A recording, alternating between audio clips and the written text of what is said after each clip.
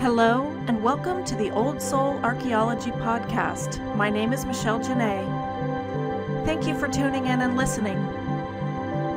Are you ready to dig deep?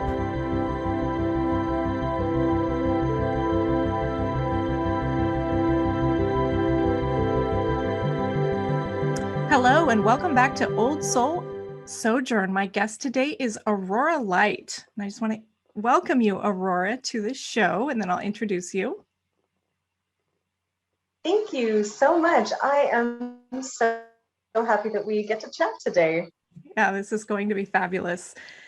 So, to introduce, Aurora is a Joy Alchemist and Soul Embodiment guide that empowers visionary leaders to become conscious creators of their reality who are ready to take a quantum leap ahead in their business and life using mindset, creative expression, and multidimensional mastery through Belief Re-pattering, DNA activation, light language, and joyful alchemy. She supports light leaders to remember who they are, connect with their soul essence, and transform everything holding them back from awakening their infinite potential by integrating their amazing intuitions into aligned action. Aurora bridges the intergalactic spiritual truths with practical action steps, integrating body, mind, and soul, and helps people go from fearing their spiritual gifts to activating the superpower of their own light. Aurora loves holding space for these epic transformations as a speaker, best-selling author, course creator, and mentor, and is the founder of Joy Evolution and Dancing into Being, and co-founder of the Radiant Evolution Collective. There is so much to dive into there. So I always like to back up and start with the beginnings of your journey, because we all have our stories, right? And those stories kind of compile even as we collect baggage or leave baggage along the way. Tell me about how you grew up. Is this sense of spirituality and higher connectedness, has that always been a part of your life, or did you come into it sometime later? It really was always a part of my life, at least in the background. So I always had a connection to spirit. I was claircognizant without knowing what that meant. I would receive downloads of information and I would be confused as to why other people did not know the things, because it just showed up in my mind, these understandings, which caused some really interesting social situations as a kid and teenager. And when I was just 8 years old, though, I did have not a download, but this disembodied voice speak to me very clearly, saying that I was going to be a spiritual teacher. And at the tender age of 8, I already had enough of an ego trying to protect me that said, "Who, what, me? No, no, you got it all wrong. I'm a kid." And it went on to tell me about this global mission and all of these things. And I spent the next many years sort of shoving that down, going, I'm not really anybody special. I mean, sure, I can do anything that I want, but I want to make sure that I'm staying humble and not asking for too much. So I just played my life out kind of cool and just saying, like, I want to be a teacher. I want to be a helper, just like pretty much everyone else. So what was the turning point? I can imagine that as a young girl growing up from 8 and maybe moving into puberty and really feeling that womanhood settle in, like there's all kinds of conflicts without having the spiritual disembodied voice saying you're being called to something bigger. And yet there's this part of me that thinks, wow, we all want to know our life path. So why couldn't that happen to all of us? And yet I can understand the disconcerting feeling. What was the turning point for you? How did you move into accepting it, embodying it, and sharing that with people? I'd love to say that there was just one lightning moment, but there really wasn't. As a young teen and child, a lot of my life was just gymnastics. I was a competitive trampoline and tumbling artist. I was also dealing with some stuff at home where my parents had divorced. My mom was an alcoholic, so home life wasn't always something that I was focused on. And it's not that I was just trying to survive, but I was just really living and focused on living and exploring. And then I realized when I was in university and just studying all these kinds of things that I loved, that I did still want to be a teacher of some kind. And I assumed it was going to be a professor. That's just what I knew. I was like, I don't really like kids, so I'll go into academia. And then I moved through academia and get up to my third or fourth year and realize it is the most close-minded place, those ivory towers where you have to fight tooth and nail for new ideas. And I did not want to be a part of that. I intuitively knew I would not really fit into that kind of structure. So I was like, okay, I'm going to go get my master's in social work and I'll help people that way. I was working to accrue all of these volunteer hours that you need to be able to do that from a non-social work undergraduate degree. I just got the 420 hours of volunteering at the distress center, which I loved. I was a supervisor and I was training the volunteers. And then they changed it to you need 2,000 hours, like the same week that I finished my volunteer hours. So I'm like, well, that's not happening. That's obviously not my path. Wow. And I just kept living. I was working at a dinner theater and I worked my way up to be a operations manager. And I spent most of my life immersed in that. And it was really just these series of events that I now realize were teaching me all of the skills that I was going to need. I was going to require having these management skills. I was going to require having this experience. And the catalyst really would have been when I broke my ankle after I had moved to Edmonton, where I am now. And I had met a lot of soul family and my husband. I broke my ankle and I suddenly could not do the things that I would normally do. And being taken out of my regular everyday just living, I had to focus on what it is that I really needed, how to take care of myself, how to envision my life and structure it up. And I realized what I really missed the most out of all of that was to be able to dance. It was killing me to not be able to dance. And so I said to the universe, okay, I guess one of the ways that I need to teach is to teach dance. I was 28 years old, had no formal experience as a dancer. I was a gymnast. So I had no idea how it was going to work out. But I just left it up in the air after that declaration. I healed, and then I found hula hooping. And I became a professional hula hooper. And I was really good at it. It fused in my dance and gymnastics. And I created my first business, Dancing into Being. I pulled in the spiritual, the mindset, as well as the mastery through movement and helping people connect to that flow. And I wound up as a teaching artist in elementary schools, as well as summer camps, daycares, touching base with all these kids and inspiring them to move in the way that they actually wanted to move, not in how they thought they should, right? Taking off the masks of looking cool and into their own unique soul essence. And I loved it. It was a dream job. I couldn't believe people paid me to do that. And I'm like, oh, look, I'm a teacher. I'm doing all these things that I love. But Spirit had more in store for me. And I always knew that in the back of my mind, that I had that global mission. And in 2019, at the summer solstice, it just dropped in, a download again, and disembodied voices going, it's time. It's time now.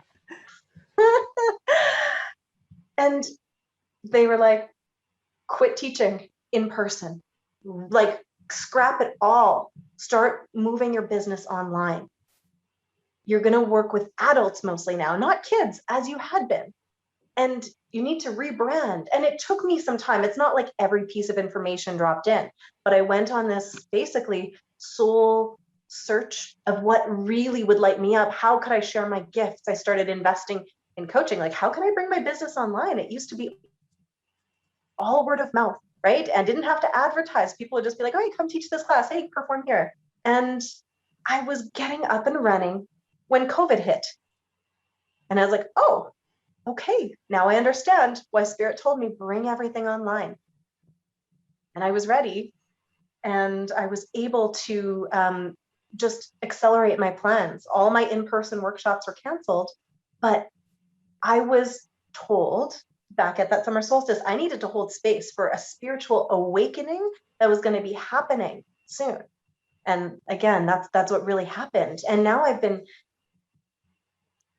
teaching people to trust their intuition, to trust their downloads, even when it doesn't make any sense at all, because we are being guided in ways that we can't imagine until we have that hindsight. Yeah, I was just thinking about all of your hindsight right now. I mean, looking back, it's so 2020, but I also detect from your story this sense of surrender. And I have to laugh because you didn't, I don't like kids. I'm going to be a professor. I'm going to go into academia. And then you end up teaching children, and how beautiful and the experience and how much you loved it. That to me is significant in that we don't always know what's best for us from the 3D level, but 5D, obviously has other plans for us. I also wanted to mention when I started my shamanic training, it was right around the time that I sprained both ankles. I was on a hike in the middle of the woods. If I hadn't been able to walk out, which was immensely painful, it took hours to get out, but yeah, both ankles. Luckily, we had walking sticks, and my husband is a hospital worker and medic. But it was very interesting, that alignment, right? With, okay, you can't go to work, you're laid up, so let's try some shamanic journeying. And I actually went to my first shamanism workshop with, basically on crutches. So it was kind of interesting how the physical shows up for us in ways to put the brakes on, I guess, and point us back to ourselves. Yes. Sometimes the messages aren't as loud and clear as the ones that I have received, but it had been knocking on my door, and my body, when I was teaching like 30, 40 hours a week, gymnastics, dance, hip hop, hula hooping, circus, my body was getting really sore. And I just asked it what it needed. And it was like, I'm not going to get any better until you actually stop doing this and step into what it is that you are here to do next. Right. And I knew that something would take me out, an injury, an accident, if I didn't start making steps forward. And it wasn't like I had to take the flying leap that day. I spent 9 months creating and moving things around and finishing out contracts. But I knew that if I didn't start taking that forward momentum, something would make me. And I didn't want to go through a repeat of that accident. Yeah, so very interesting, right? Because we do get the signs, but we're not really taught to appreciate them. And in the society we live in, it's really easy to disregard them for ego protection, or our own just living, right? I love how you said it wasn't like I was in survival mode. I was just living, which is kind of an interesting way to look at things, because I know that in some of my own inner work, survival mode has been huge, but like just living, in a sense, is a surrender. So it's almost like I see 3 different parts to the path, and I want to get your take on this, because you can be in survival mode, which has its protective mechanism, and maybe it's partially healthy. It's kind of like shadow, right? Where it serves you for a while, but then at a certain point, it's like, you're done here, so either move on. And then there's the just living part, which sometimes can be just denial, and sometimes it can just be surrender, right? We're just moving through. The surrender part is the part where, if you're, I remember in a certain doctor's appointment, I think when I was pregnant, and the doctor's like, just relax. Right. Yeah. Go ahead, force it, And then you have that higher walk, the third part, where you allow this opening, which seems to me to be this extension of surrender, but it's not the just living part. How does one make sense of that with all of the messages that we get? Yeah, I really like how you put that, because it's like there's two tracks, but one is an expansion of that. And when I look back, the time that I was in my 20s and so-called just living, it was like I was gathering experience. I was learning what I needed to learn. I was exploring life. I was being human. I was meeting the people that I needed to meet. And then there came a point when I was ready. So it was about alignment, both within myself and doing all of, I mean, I still had healing. I wasn't in survival mode, but I had a lot of healing to do from childhood, old wounds, things like that, to come into more authentic levels and layers of my being. And then I was ready. There was an interesting point in between those two times, though, where I had moved to Edmonton and I thought I was going to be going to school, back to school, to take this natural health practitioner program. I moved here, then I got the syllabus, and I'm like, oh, this is not what I thought it was. So I decided that it wasn't for me. But I realized that the program got me to be where I needed to be faster than I would have gone on my own, where soul family, my now husband, was living here as well. So now I say, oh, I moved to Edmonton for my husband, but no, I did not. When my old boss at the time told me I was moving, not to go to school, but to get married and have babies, I was horrified and I almost threw hands at him. I was like, how dare you insinuate that? He was right. He was a visionary. But when I moved here and I wasn't doing the thing I thought I was going to do, I was like, okay, I'm going to find the thing. I'm going to find the thing. And I couldn't. It was like every time I tried to move forward, there was a block put up energetically to me. And it was like, not right now, not right now, because there was more space where I was supposed to be just living. And someone that read tarot was like, you are in the hangman position, and it's not death, it's this space of needing to be still. And really, then I realized it was about gestation, because there were all of these things inside me that had been planted that I needed to build and to grow. I knew there was going to be a business, a new career path, and all of these things, but I didn't know exactly what it was, and I wasn't ready for them yet. So I love the gestation part, because in my journals the last few days, they've been yelling at me, sit still, sit still. And of course I have all of these things going on. I have a podcast, I have projects that I'm working on. How do you know, in your experience with your joy evolution and your belief repatterning, how do you know what to hang on to and what to let go of? How do you know how to gestate or to allow for, again, I think it's surrender too, but at the same time, it's like, well, is this part of the growth, or is this, I imagine myself as a speedboat this morning, throwing out all the baggage because I didn't have the speed. So what's in the bags? And that was actually, I have to say, it was while I was listening to your meditation, which is absolutely beautiful. I want to mention to everyone, a beautiful meditation on www.joyevolution.com, Aurora's website. While I was listening to this, and the vision or the visualization that you talk about isn't of a speedboat, right? That was something that I came to on my own as I'm releasing this energy out from the plug of my root chakra. But it was really about, okay, all of this baggage has to go, but am I supposed to consciously know? Are we supposed to consciously know what that baggage is? Or just trust? The big question, right? I think it's both.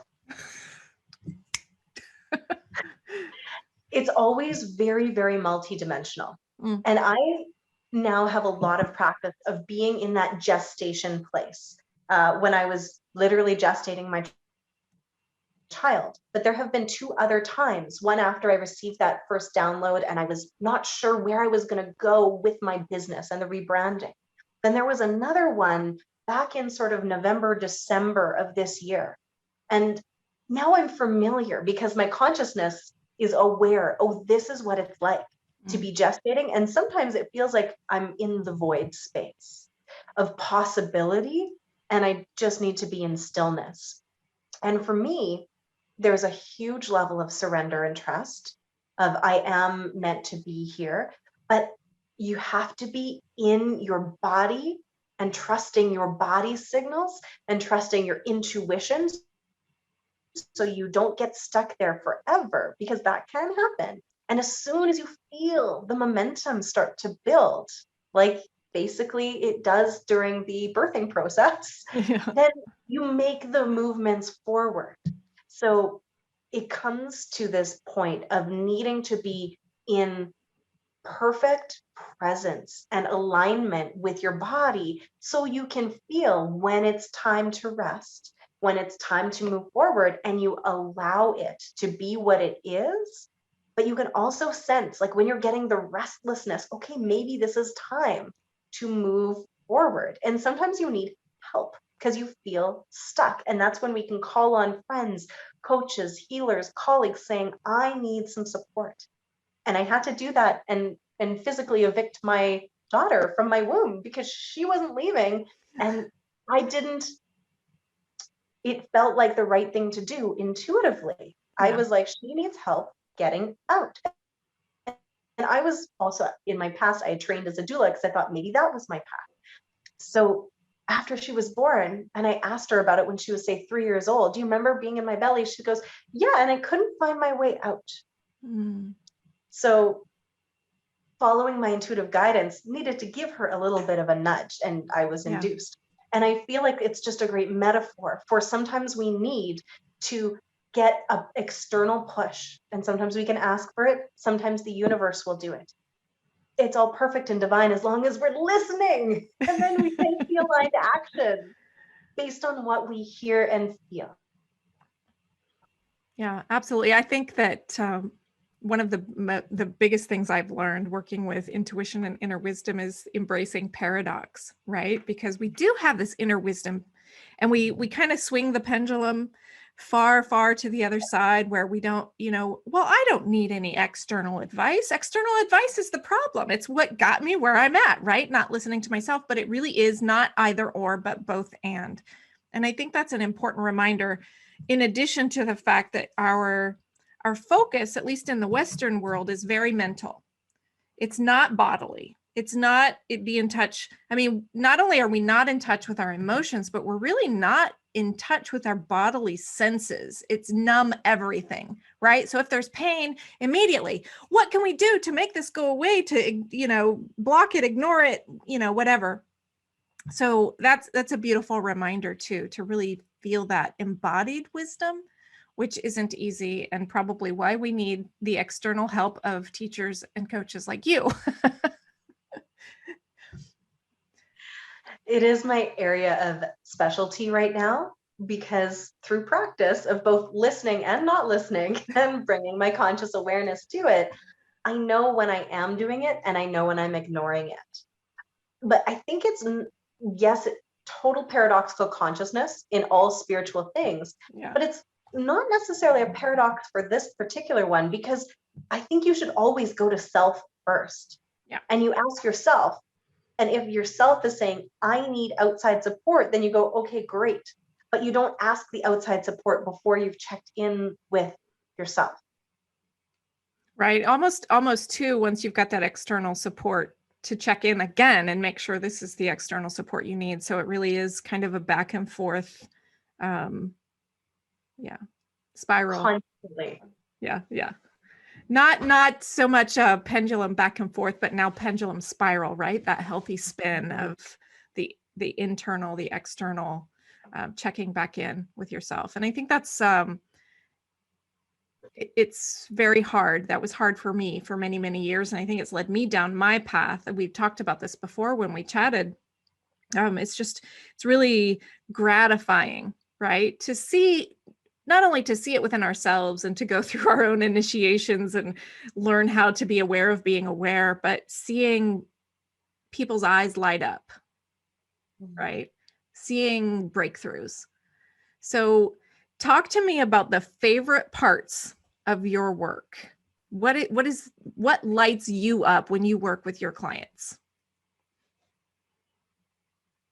Having conversations like this, first off, is one of my favorites, be they clients, colleagues, interviews. Having conversations that delve into all of this lights me up so much. So I'm just wanting to say that I'm truly enjoying our conversation, and the moments where people in sessions or in groups with me go, oh, I remember.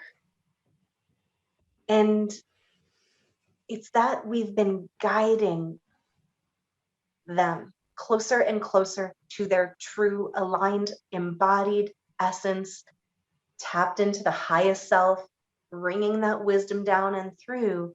And it's very clearly an internal shift for them of realizing they have everything they need to do everything they are here to do. And there's a peace that descends upon them when they are fully feeling that connection of their own divinity, their own magical, multidimensional self is fully present in that moment. And it's so visceral and tangible, they can never doubt it again. Even if they have moments where they get stuck in the mind, they now know what it feels like. And they can go, I'm off course. What do I need to do to get back to that feeling of home inside myself? Yeah. When they've got that, I've got everything I need. And I'm like, yes. It's not that my work is done, but everything that I want to share with them leads them to that, because then they don't need me anymore. Sure, I can help. I can give them roadmaps. I can be an example of what is possible. I can accelerate their evolution. But as soon as I give somebody that connection, and not give it to them, I hold space for them to reconnect, then literally everything is at their fingertips forevermore. Right, right. Then you've led them back to their inner wisdom, which is where they've needed to be all along. Now, instead of pendulum, they start spiraling in the healthiest sense, right? That spiral growth. And when it comes back around to needing you from an external standpoint, you're also there to support and continue. That's beautiful. Absolutely. And it does take practice. I find, especially if I'm working with a private client for a 6-month journey, it's like the first 3 months we spend transforming the limiting beliefs, unpacking things that we believe that aren't us. And then about halfway through, we start to connect in with that highest self and really align. And then it's the practice, because that's the thing. We're not designed yet to be able to just click in once and be like, all right, I am ascended and I'm connected to the universe and I'll be here forever. No, we can't hold that yet. I can't hold that. It's so high frequency that we are needing to work the muscles out of practicing it and be reminded, because we have these old neural pathways in our brains that say, seek outside of self, look at others first, look to the external to see what is true for you. And we have to completely invert that paradigm to go in first. And it literally takes practice. But once people have that once, it's far easier to remind them, and they can channel all of the information they need when it's time for them to have it. So the next part that we get to play with is the trust. You'll have what you need when you need it.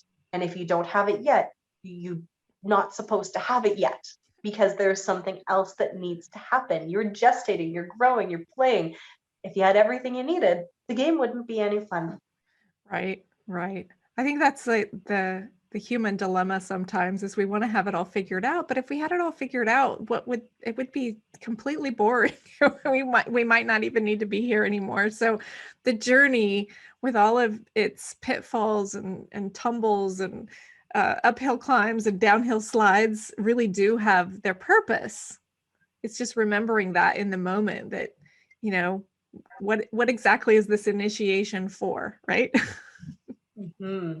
It is the ultimate surrender. It is the ultimate in trust. And that is definitely what people struggle with the most, because it, from your ego's perspective, removes your control from things. But it's only this perspective that you have control. You don't actually have control over anything anyway. And when you fully do that surrender to that higher self, you go, oh, this is everything I ever wanted. And this is everything I ever needed. Right? Right. But it takes a leap of faith. Yeah, it's interesting because I come back to the paradox of that, which is while our ego thinks it has control, often it plays the victim. Like there's a lot of control we think that we have in being the victim, but actually taking responsibility. I've been reading a lot of Ho'oponopono literature lately, and that taking responsibility. No, it's not about blame. It's not about people not.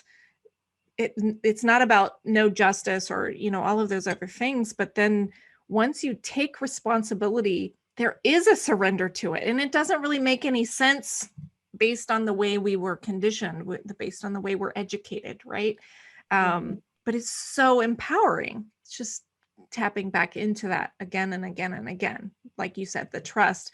And it's the trust really not in our ego self or the ego that's separated from heart. It's trust in them combined, right? Connected. Yes, the whole thing. And I can speak into this now from that perspective of having made the leap of faith and being in trust and being in flow. Like most of the time, I'm still superhuman and I've got moments of doubt, but I've practiced enough now that I do.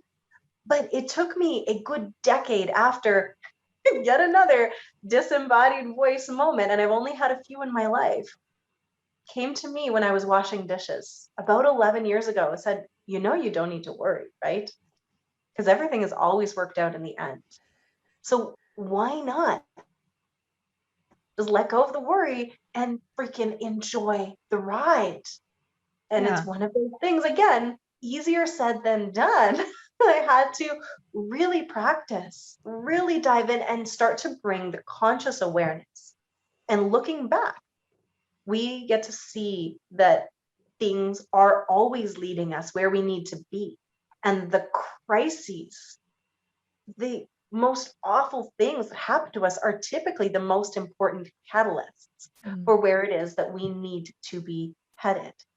So there is something that I call the superpower of the silver lining that's attached to that hindsight. If you're consciously aware of things are always working out for me, if I'm looking back at them, I might as well just look in the moment to see, how is this actually going to help me? What opportunity is there? And that primes you to look for the opportunity. It shifts your vibrational frequency up so you can actually see the opportunities, the gifts in the challenges, and you can be in that trust right away. And you don't have to go through the whole process of needing to look back on it in hindsight. Right. But we can learn from that hindsight, right? If we can look back and say that everything that has led me to here has been for the greatest and highest good, then why wouldn't it be true in the future? So that's the ultimate surrender, right? I can't see the future, but I can trust that because I can accept that this is the way it was in the past. And I think that's the key, right? Accepting it, then we can accept it for the future. I like to think of there's a phrase that if you get on stage, you can be nervous or you can be excited. They're actually the same energy, right? And the nervousness is kind of expecting the worst and the excitement is expecting the best. So it really is about that shift in expectation. Why I like to talk about imagination the same way. Worry is using your imagination. So why don't you shift it from the nervousness to the excitement and really expect good things? Again, I'm not perfect. I've had my moments this morning where I'm like battling between, okay, this didn't work out, but why? And if I get myself into the wallow, if I ostrich my head into the mud or I dive down into the muck, then I can't see what's coming, right? And the trust goes away. Mm-hmm. I love all of that. And I used to teach it every time I was doing a show with elementary school kids where they'd have to perform in front of their school. And we talk about nervousness and excitement and about that, the glasses that you wear, the lens of your perception completely colors your reality. So Right. I loved sharing that with them because it's teaching them that they get to choose. They're in charge of the way they feel, which really is priming them to know that they are the creators. They're these divine creators in these forms. And I really believe that your expectation of reality is how it's going to go. Right, right. I love that you've planted seeds in these young people, and I can also appreciate the focus on adults now, because I think we need to teach. The more we can teach adults, the more they can teach their children, right? I have this saying that we are the ancestors of the future. If we're not thinking about the wisdom that we want to pass on, we're kind of missing the boat, right? But yeah, it's beautiful to think that you've touched these little souls, and hopefully at some point that the veil lifts and that they can tap back into that in spite of some of the conditioning that surrounds us. And even seeing that conditioning is really a part of our journey. It's not that it's negative, right? It's that, okay, this is kind of why you came here, right? You wanted to experience forgiveness, or you wanted to experience love, or you wanted to experience empowerment. This is your opportunity, but you gotta work for it. Mm. And I could really feel that right when I was starting my journey, that I was being placed into these schools by spirit in a way that I could not have ever imagined, to exchange these codes with these children, with these teachers. And I did that for about 7 years, being able to see, I mean, 600 to 1,000 students, sometimes a day or every 2 days in school. So I really was able to do a whole lot. And the timing with everything could not have been more perfect for me, because I wasn't able to do that in person as soon Yeah, as COVID hit. right. So it was just a part of my journey. And I loved it. I loved it so much. And I think that's really one of the greatest lessons for me, though, pardon me, was that even though I absolutely loved what I was doing and it was a dream and it was really important, it was okay to let go of it. Right. And Yeah. I had to do it faster than I thought I would, because that is just where the energy was flowing and what was perfect. So if there are people listening to this that are in something that they manifested, this was their dream and they're in it and it's not fitting anymore, you're feeling restless, but you're like, but I have what I wanted. It's okay for your dreams to change and evolve, Mhm. because you are, and you're not supposed to be stuck in any one thing anymore. That time is way in the past, right? Yeah, what a beautiful reminder, Aurora, that, yeah, I mean, we do manifest certain things, but we're always in a state of co-creation, for better or for worse. So it's okay to know that in growth and evolution, that there will be a change of desires, and that, stagnancy is never good. Hmm. It's harder when we're doing something that we always dreamt of doing, though, Yeah, yeah. right? Well, yeah, we can see this sometimes with people who have these big visions, and then all of a sudden, if they can't wrap their heads around something beyond that, somebody becoming a very famous painter, and then they kind of lose it because they're like, well, now what? Especially if it revolves around some sort of fame. I can't come up with specific examples, but I've read plenty of them where, they achieve a certain level of fame, and then they're like, well, now what? That they had assigned so much meaning to this one particular thing that now anything beyond that just seems superfluous or superficial. But it's a great reminder to think that it doesn't have to be magnanimous or 15 minutes of fame or anything, if we can find that soul meaning connection to what we're doing in any given moment. Mm, exactly. And sometimes we get that sunk energy fallacy of, I've already put so much into this, but maybe you were supposed to do that so you could learn everything that you needed and be prepared for the next step. And I think humans really have trouble with the graciously letting things go part when it Yes. served its purpose, when it Yes. served its time. I don't think I'd ever heard that put into those words, sunk energy fallacy. Is that what you said? Yeah, it's this sunk cost fallacy. It's Yep. a psychological principle where, but to me, cost is energy. Sure. Where, you've invested a lot in something Mhm. and you can see it is a sinking ship, but you're like, but I've already put so much into this. And so you keep investing more when really the most logical thing would be to Right. cut your losses. Right, right. No, I've heard the concept. I just hadn't heard that Mm. term. So, yeah, it's beautiful. Sometimes we do have to cut our losses, but then to see that they're not necessarily losses, right? Exactly. They're experience points. Yes, yes. Wonderful. Well, we are quickly running out of time here, Aurora. It's been a pleasure having you on the show. What would be your one piece of advice for the seeker? What would be the one thing that they can do for themselves to surrender? Maybe. I don't know if there's even advice for that, but how would one surrender? It comes down to actually trusting yourself and your imagination. Mm. What I see so many people doing time and time again is having the downloads, having the intuition, and writing it off as imagination, as though your imagination was a bad thing. Your imagination is the gateway to your intuition and the multidimensional realm. And when we start to trust what's coming through by getting into the body, that changes everything. So you might not be able to see, you might not be able to hear, but if you're in a body, you can feel. And when we drop in and listen to what our body is telling us, and sometimes we have to go through a bunch of trauma healing to feel safe enough to land in the body.